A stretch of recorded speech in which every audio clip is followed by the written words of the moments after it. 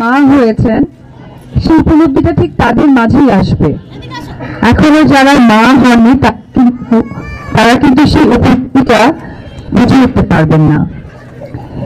এই অনুভূতিটা এমন একটা অনুভূতি, এটা আসলে প্রকাশ করার মতো নয়, এটা একটা অনুভূতি, শুধু একটা রিয়েলাইজ করা। যেমন আমি প্রথম মা হয়েছি, আমি বিশ্বাস করতে পারছিলাম না যে আমার সন্তান, আমার ছেলে সন্তান, যে কিনা আমার সন্তান, আমার শরীরের একটি অংশ। এটা যে কি দারুণ একটা অনুভূতি। একটা পাগল দেখবেন, রাস্তায় দেখবেন, মাঝে মাঝে আমরা দেখে থাকি, কোনো নারী যদি পাগলামি করে দেখবেন তার সন্তানকে তার কাছে থেকে কিন্তু কেড়ে নিতে পারবেন। মা এমন একটা জিনিস। আমি বাবাদেরকেও ছোট করবো না, কারণ প্রত্যেকটা নারীর সামনে এগিয়ে যায় প্রত্যেক পুরুষের জন্য।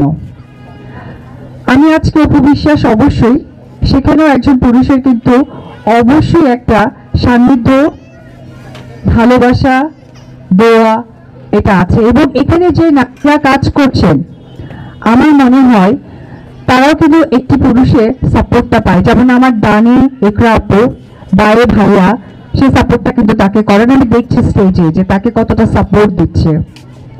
এই কথাটা শুনতে যতটা ভালো লাগলো, ঠিক অপরদিকে আরো একটি কথা আছে, কিছু নারীও কিন্তু অবহেলিত হয় সেই পুরুষের কাছেই। তখন তাদের কি করণীয় থেকে, যেটা আপু জানতে চাচ্ছিলেন, যে আপুর কাছে, মায়ের কাছে একটা কিছু জানতে চাই। আমি খালি সর্বোপরি কথা নির্ধারিত করব না, কারণ মা এই শব্দে সত্যি কোনো বিশ্লেষণ হয় না। আমরা অভিনয় করি, যখন কখনো মা হতে হয়, এই ডাইরেক্ট ডেলিভারিটা দেওয়ার আসলে ভাষা খুঁজে পায় না, ইমোশন খুঁজে পায় না। সো মা এমন একটি শব্দ, খুব ছোট্ট একটা শব্দ, বাট এমন একটি শব্দ, বিশাল। তো আপু যেটা বলছিল, আমি আপুর সেই কথাটা ছোট্ট করে একটি কথাই বলতে চাই, যে জীবন ভীষণ ছোট, কিন্তু কাজ করতে হবে প্রচুর, যে কাজের মধ্য দিয়ে বেঁচে থাকবো পৃথিবীর মানুষের কাছে। সংসার জীবন বা নিজের জীবনে হিসেবে যে কোনো ঝড় আসতেই পারে।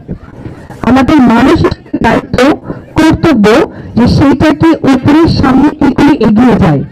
আর এই উদ্দেশ্যটাই হচ্ছে আমার থেকে যেন অপর প্রান্তের কেউ একজন শিখতে পারে। তো আমাদের সকলের লক্ষ্য সেটাই হওয়া উচিত, যে আমরা মানুষকে যেন শেখাতে পারি, শিখতে পারি।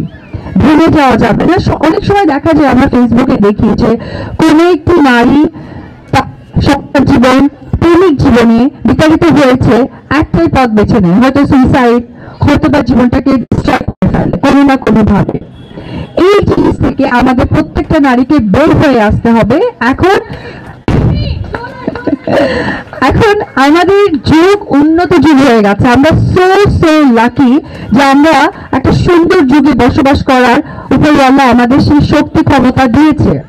অর্থাৎ এই যে এখানে যারা বিজনেস করছেন, তারা সকলেই নারী উদ্যোক্তা, এবং তারা কিন্তু অনলাইন বিজনেস করে। তো আলহামদুলিল্লাহ, আল্লাহর কাছে আমরা শত কোটি শুকরিয়া করি যে আমরা অনেক বেশি স্ট্রং। এই যুগে আমাদের জন্ম হয়েছে, যেখানে আমাদের মা খালারা কিন্তু সেই যুগটা উপভোগ করতে পারেনি। তো আজকে থেকে প্রত্যেকটা নারী, আমি একজন নারী, আমি অপু বিশ্বাসের পরেও আমি একজন মা, প্রত্যেকটা মা এবং নারীকে এইটুকু বলতে চাই, আমরা হারি না, হারতে দিই না, হারতে শেখাই না, এবং হারবো না। Thank you. ছোট মুখে অনেক বড় কথা বলে ফেললাম। এখানে আপনারা সকলেই অনেক বেশি পরিশ্রমী ফাইটার। সো সেই ফাইটার প্রত্যেকটা মার প্রতি, আমি নিজেও ফাইটার। সো প্রত্যেকটা মার উদ্দেশ্যে আমার অন্তরের অন্তঃস্থল থেকে শুভেচ্ছা এবং শুভকামনা। Thank you very much. আসসালামু আলাইকুম। থ্যাংক ইউ সো মাচ আপু, মানে অনেক